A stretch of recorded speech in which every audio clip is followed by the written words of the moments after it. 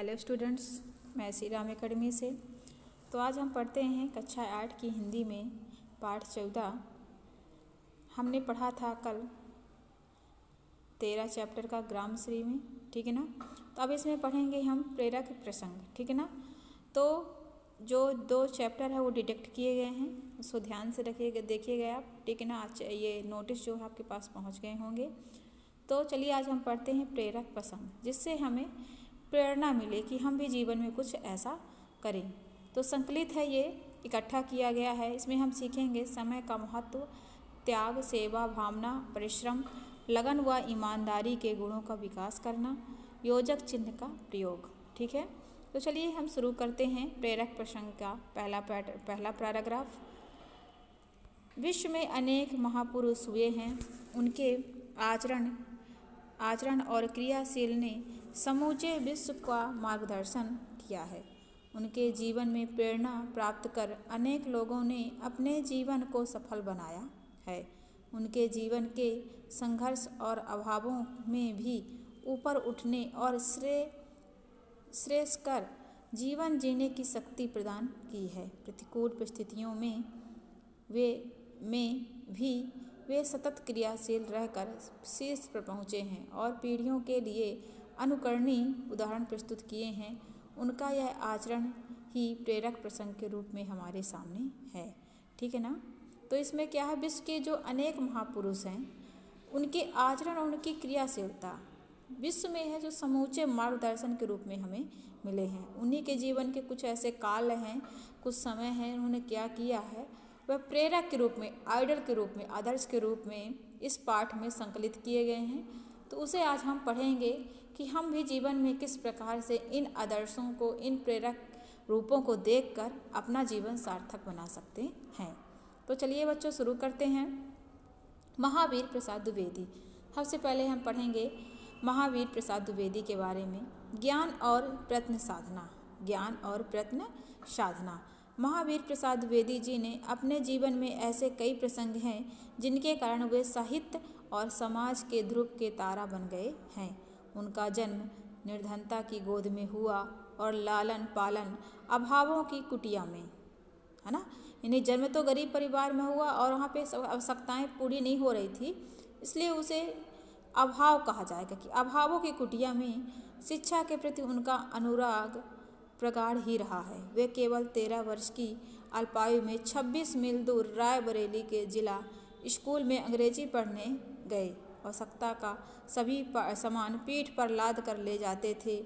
इतनी कम आयु में उन्होंने हिंदी के अतिरिक्त संस्कृत, उर्दू, अंग्रेजी और फारसी का भी ज्ञान प्राप्त कर लिया था। 13 वर्ष की उम्र में इतने इंटरेस्टेड थे, अपने पढ़ाई को लेकर इतने संलग्न थे कि उन्होंने क्या किया, 26 मील दूर रायबरेली के ज़िले में स्कूल में ये जाते थे पढ़ने के लिए, और अपनी आवश्यकता का सामान भी पीठ पर रोज ला ले जाते थे। तो अंग्रेजी ही नहीं, इन्होंने संस्कृत, उर्दू और भी चीज़ें कई इन्होंने सीखी।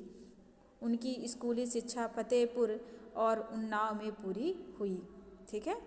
स्कूली शिक्षा के बाद वे GRP रेलवे के तार बाबू बने और ज्ञान लिप्सा और सतत प्रयत्न के आधार पर उनकी पदोन्नति हुई, ठीक है ना। इनकी जो जानने की और ज्ञान लिप्सा थी, नहीं कुछ करने की इसमें चाह गुजर तो शुरू से ही थी। इसके उन्होंने की कई पदोन्नतियाँ की, ठीक है। कुछ समय बाद उन्होंने रेलवे की नौकरी छोड़ दी और वे सरस्वती पत्रिका का संपादन करने लगे। उनके जीवन का ध्येय केवल साहित्य साधना ही नहीं बल्कि समाज की सेवा करना भी था।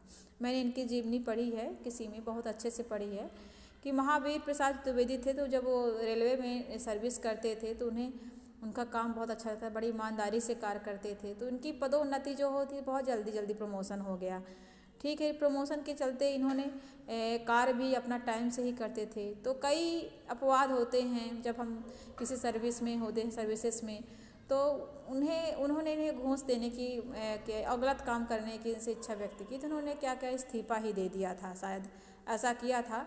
फिर उसके बाद ही इन्होंने सरस्वती पत्रिका में ज्वाइन कर लिया था, ठीक है। फिर कई अनुरोध किए गए कि उनको वापस बुलाया जाए, तो फिर इन्होंने वापस नहीं गए, क्योंकि इनके आत्मसम्मान की बात थी, क्योंकि उन्हें मालूम था कि अगर मैं चला जाऊंगा तो फिर वो व्यक्ति नहीं, अगला व्यक्ति भी उनसे इसी तरह का अपेक्षा करेगा। इन्होंने फिर उसके बाद सरस्वती पत्रिका ज्वाइन की थी। ठीक है, आगे हम देखते हैं। स्कूली शिक्षा के बाद ये हम पढ़ चुके हैं, सेवा भी करनी चाहिए। ठीक है, अगला देखिए। द्विवेदी जी का जीवन साहित्य शिल्पी के साथ साथ संत स्वभाव का था। द्विवेदी जी के विचार सिर्फ मन के तरंगे भर नहीं थे, अपितु उनका समूचा जीवन ही उनके भावों से ओतप्रोत था। यानी वो सिर्फ मन में कल्पना नहीं, उसे अमूर्त रूप भी प्रदान करते थे, मूर्त रूप भी प्रदान करते थे, ऐसा कहने का मतलब है। एक बार पुरुलिया कुछ आश्रम के बारे में एक लेख पढ़कर जो भाव आए उन्हें संपादक को लिख भेजा। भाई तुम्हारा लेख पढ़कर रो पड़ा। मैं बड़ी देर तक विह्वल रहा। मेरे हृदय में अजीब परिवर्तन हो गया। दूसरों का दुख सहज दूर नहीं किया जा सकता। पेंशन के 7 रुपये में 5 भेज दिए हैं। अब मन बेचैन है कि 7 रुपये क्यों नहीं भेजे। और अब मन बेचैन है कि 7 रुपये क्यों नहीं भेजे। 5 रुपये मैंने तुम्हारी इस व्यथा को सुन के दे दिया, पर अब मुझे लग रहा कि मैंने कम ही भेजा है, और क्यों नहीं भेजा। ऐसा उन्होंने चिट्ठी में लिख कर दिया। ठीक है ना। एक बार रास्ते में जाते समय देखा कि एक किसान नया अन्न खाकर बीमार पड़ गया और बस लौट चले घर की ओर। घर का दरवाज़ा दबा लेकर ही लौटा। ठीक है ना, लौटा और जब वो हो गया तो क्या किए, उनको उसके लिए उन्होंने दवाई लेके दी, ऐसा मतलब था। बनारसी जी दास जी ने पूछने पर उन्होंने कहा कि सेवा और साहित्य रचना जीवन से अलग 2 पहलू मात्र नहीं हैं, वरन ये दोनों एक सिक्के के 2 पहलू हैं। बनारसी जी ने पूछा, उन्होंने कहा कि सेवा और साहित्य जीवन में, उन्होंने बनारसी जी के पूछने पर उन्हें पूछा कि ऐसा क्यों कर रहे हो भाई। तो उन्होंने कहा था कि सेवा और साहित्य, मैं साहित्य की रचना तो करता हूँ, लेकिन सेवा भी इसके साथ इसलिए करता हूँ क्योंकि साहित्य सेवा एक दूसरे के पूरक है, दोनों अलग अलग चीज़ें नहीं हैं। ऐसा समय साधना, जीवन में समय का बड़ा महत्व है। समय की साधना मनुष्य के व्यक्तित्व को निखारती है। एक बार राष्ट्र कवि श्री मैथिली शरण गुप्त, देखिए मैथिली शरण को राष्ट्र कवि भी कहा गया है। ठीक है ना, वो राष्ट्रीय कवि हैं, तो ये अंडरलाइन करिएगा और हमेशा ध्यान रखिएगा। एक बार राष्ट्रीय कवि मैथिली शरण गुप्त द्विवेदी जी से मिलने के लिए गए। अचानक उनका ध्यान दरवाजे पर लटकी तख्ती पर गया, जिस पर लिखा था प्रातः काल भेंट न हो सकेगी। यह देखकर उन्होंने मिलने का कार्यक्रम शाम को बना लिया। शाम को द्विवेदी जी से मिलने के बाद उन्होंने तख्ती पर लिखी बात का रहस्य पूछा। द्विवेदी जी मुस्कुराए और उठे और बोले, बात यह है कि प्रातः मैं सरस्वती के संपादन का कार्य करता हूँ। पत्रिका के स्तर के अनुसार उस पर श्रम भी करना पड़ता है। यानी पत्रिका का जो स्तर था थोड़ी निम्न था, तो उसमें श्रम भी करना पड़ता है। यदि एकाग्रता पूर्वक यह कार्य न किया जाए तो उसमें उत्कृष्टता नहीं आ सकती। प्रातःकाल का समय मानसिक कार्यों के लिए अधिक उपयोगी रहता है, ऐसा उन्होंने द्विवेदी जी ने कहा। एक बार साहित्यकार की सदगुरु शरण अवस्थी अपने मित्र के साथ द्विवेदी जी से मिलने आए। एक बार क्या हुआ कि साहित्यकार श्री सदगुरु शरण अवस्थी अपने मित्र के साथ द्विवेदी जी से मिलने आए। द्विवेदी जी उनसे प्रेम से मिले, किंतु समय की कमी के कारण पहले ही संकेत कर दिया, हम समझते हैं कि अपनी बात 15 मिनट में पूरी हो जाएगी। उन्होंने नपे तुले शब्द से बातचीत की। समय पूरा होने पर द्विवेदी जी ने पुनः स्नेह से पूछा, और कोई विशेष बात तो नहीं रह गई?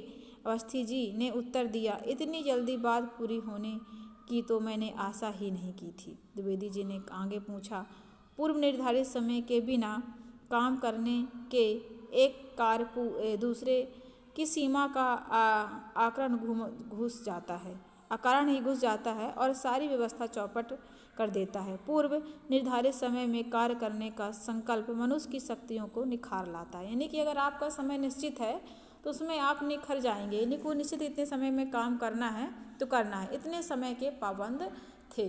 ठीक है, अब हम पढ़ते हैं महावीर प्रसाद द्विवेदी के बाद अब्राहम लिंकन के बारे में। अब्राहम लिंकन का नाम एक गरीब लड़का था। लिंकन एक गरीब लड़का था। वह लट्ठों से छाए हुए घर पर रहता था। जब वह अपने अमीर साथियों के साथ पढ़ने के लिए स्कूल जाते देखता तो सोचता ये पढ़ने जाते हैं, इनके पास सुख के अनेक साधन हैं, ये बड़े होकर कुर्सी पर बैठेंगे। सोच विचार के बाद उनसे निर्णय किया कि क्या हुआ यदि मेरे माँ बाप के पास मुझे स्कूल भेजने के लिए पैसे नहीं हैं, मैं स्वयं कमाऊंगा और पढ़ूंगा भी, ऐसा अब्राहम लिंकन ने सोचा।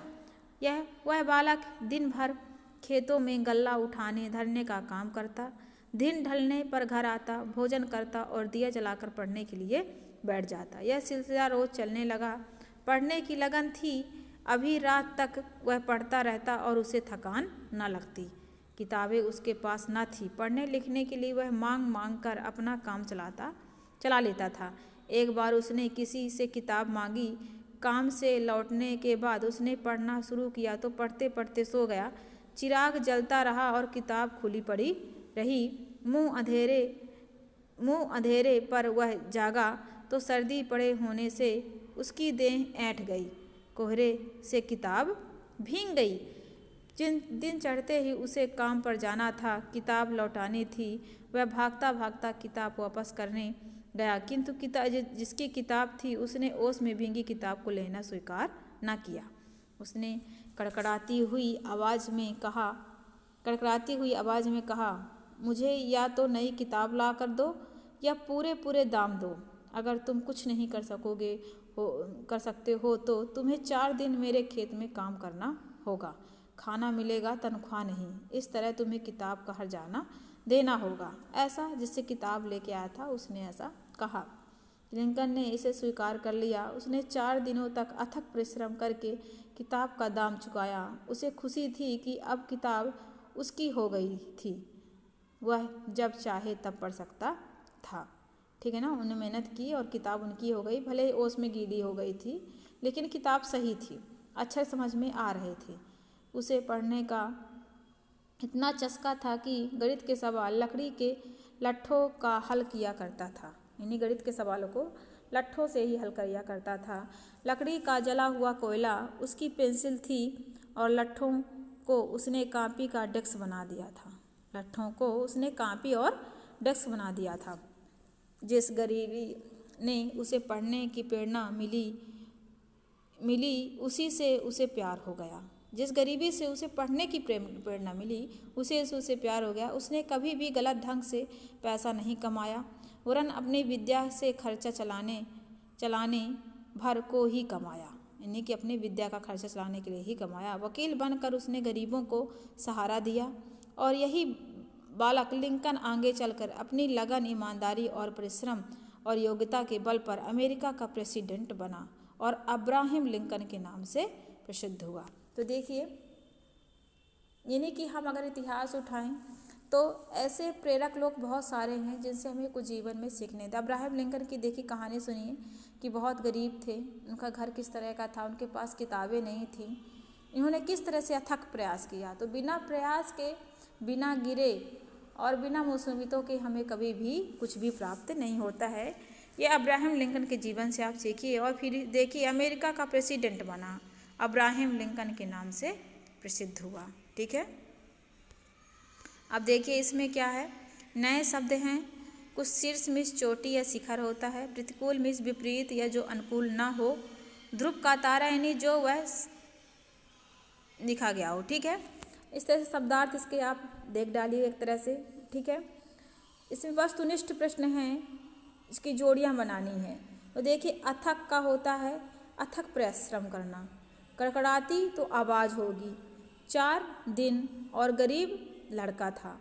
ठीक है ना, तो ये अब्राहम लिंकन के ऊपर ये जोड़ियाँ बनाई गई हैं। ठीक है ना, तो जब हम पाठ पढ़ते हैं तो उसमें शब्द होते हैं, तो उसमें जो सही शब्द है उसका मिलान किया। ठीक है, अब इसके बाद देखिए सही वो खालिस्तान है, फिलिंदा ब्लैंक्स इसे बोलते हैं। अब्राहम लिंकन का नाम एक कैसा था, गरीब लड़का था। आधी रात तक लिंकन पढ़ता था। द्विवेदी जी ने क्या किया था, रेलवे में नौकरी की और तार बाबू बन गए। द्विवेदी जी ने नौकरी छोड़ दी और वे क्या कर दे, सरस्वती के संपादक बन गए। ठीक है ना, इसके जो प्रश्न उत्तर हैं वह हम आपको PDF के माध्यम से आप तक सेंड कर देंगे।